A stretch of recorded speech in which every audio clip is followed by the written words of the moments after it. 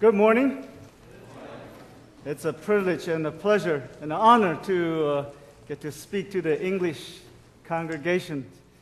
We've been in this church since the very beginning and seen the English worship have grown. That's amazing. How many of you have seen the Olympic opening ceremony? Raise your hand. Good, very good. Do you know that Friday night after our Chinese praise night here, there was almost 200 people gathering out there and watch the replay. George Cho had recorded it, and we sat there and ate and watched it together, 200 of them.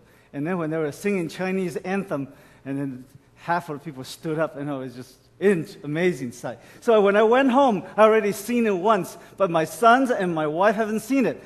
So you remember that part about all the Chinese printing character were going up and down? Remember that?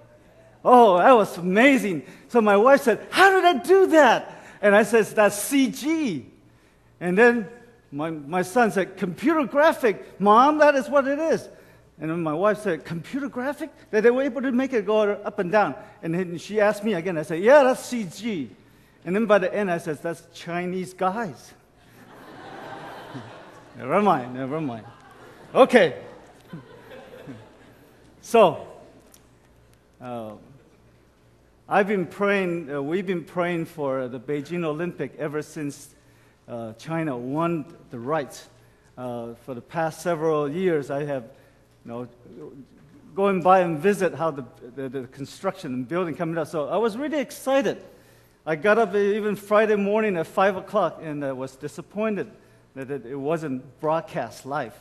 Anyway, so Olympic, what really interested me is there's one event, and I think that you would agree with me, that is the 400 meter or 100 meter times 4, the relay.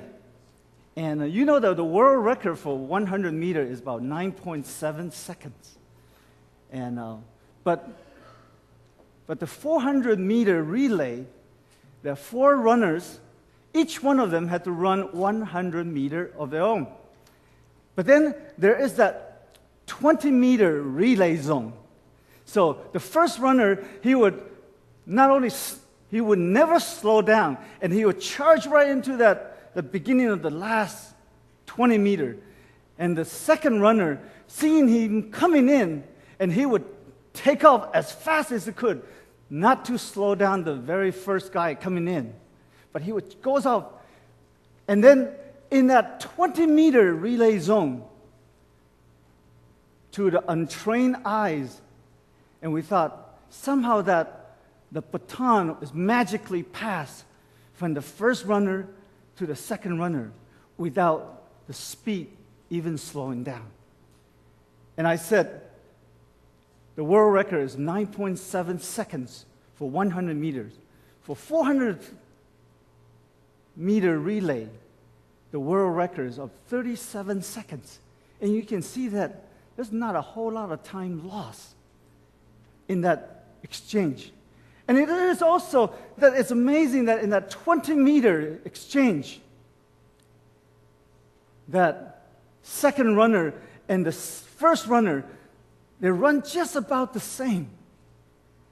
And the rule is that the baton has to exchange hand inside of that 20 meters. And then as the second runner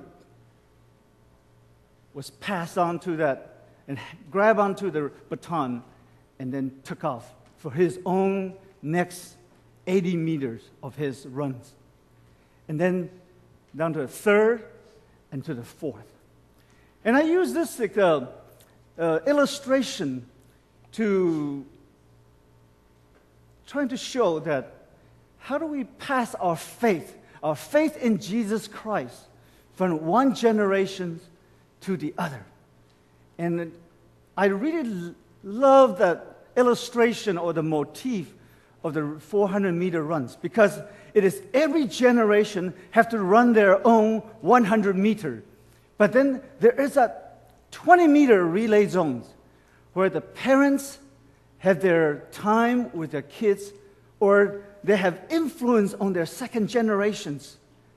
But then they are running together for that 20 meter or that 20 years or that however long time that the father and the mother have influence on their children. And then when the father and mother finish their runs, the second generation picks up the faith in Jesus Christ, continue to serve God, and continue on. And then until the next, and then when their own children comes. You see how this illustration goes? And this is why I was so excited but maybe 2 months ago when Pastor Young invited me to speak, and I thought, wow, that's what I'm going to talk about. Because this is one issue that I've been very passionate about. It's about the second generation. My ministry has been focused on how to study how the faith is passed on, especially among the Chinese churches. Because there is a big, huge tragedy, if you to say, is that faith in Jesus Christ, our faith has not been passed on to our second generations. And you know that among the American churches, all the study has been gathering that 60% of the kids growing up in Christian families, 60% of kids in our Sunday school, by the time they turn 30s, they will not be worshiping God in any forms anymore. That means 3 out of 4 children that grow up in church or in Christian homes, they will not be praying, reading the Bibles, or even bother to go to church. And that is a sad fact. People call it the silent exodus or the dropout. And today that it is with agonies that I'm going to be speaking from. And then we're trying to look at in the Bible how Abraham passed on from his faith to this God, to his son, and from his son Isaac, and then from Isaac on to his son Jacob, and from Jacob down to sons, the 12 sons, and especially Joseph. And then in the Bible, in the Old Testament, you see a perfect example of what I call this 400-meter spiritual relay from Abraham on.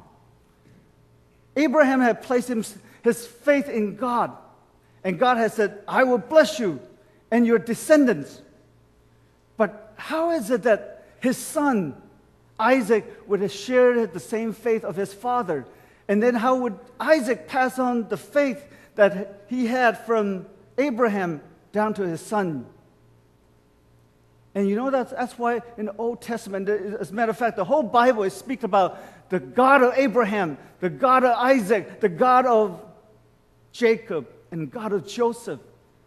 And you see how faith, believing God, is passed on from generation on and on.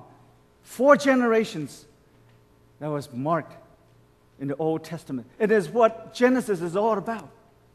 So if you say the last half of the Genesis is about the spiritual relay, that would be a perfect description.